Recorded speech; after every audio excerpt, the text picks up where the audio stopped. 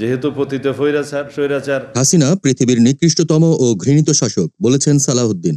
বিএনপির কেন্দ্রীয় স্থায়ী কমিটির সদস্য এবং সাবেক প্রতিমন্ত্রী সালাউদ্দিন আহমেদ বলেছেন, জাতিসংঘ মানবাধিকার কমিশনের রিপোর্ট অনুযায়ী শেখ হাসিনা পৃথিবীর নিকৃষ্টতম ও ঘৃণিত শাসক ছিলেন।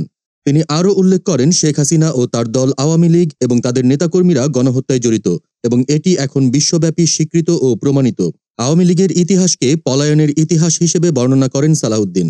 তিনি বলেন, শেখ হাসিনার পিতা স্বাধীনতার ঘোষণা না দিয়ে পালিয়ে গিয়েছিলেন এবং হাসিনাও একদলীয় বাকশাল কায়েম করার পর তত্ত্বাবধায়ক সরকার ব্যবস্থা বাতিল করে একদলীয় স্বৈর শাসন কায়েম করেছিলেন। তিনি আরও জানান, শেখ হাসিনাকে দেশবাসী পালিয়ে যেতে বাধ্য করেছে। ফেনী জেলা বিএনপির জনসভায় প্রধান অতিথির বক্তব্যে সালাউদ্দিন আহমেদ সরকারকে উদ্দেশ্য করে বলেন, আইনশৃঙ্খলা পরিস্থিতি এবং দ্রব্যমূল্যের ঊর্ধ্বগতি নিয়ন্ত্রণে আনুন। আগামী ডিসেম্বরের মধ্যে জাতীয় নির্বাচন দিন, যাতে জনগণের সরকার প্রতিষ্ঠা করা যায়। তিনি আরও বলেন, বর্তমান পরিস্থিতিতে যারা মুখে ধর্মের কথা বলে তাদের অন্তরে মুনাফিকি রয়েছে। বিএনপির নেতাকর্মীরা রাজপথে নামতে প্রস্তুত আছেন। সালাউদ্দিন আহমেদ বলেন, ফেনীতেও হাসিনার সন্ত্রাসী কর্মীরা অনেক নেতাকর্মীকে গুম, খুন ও নির্যাতন করেছে।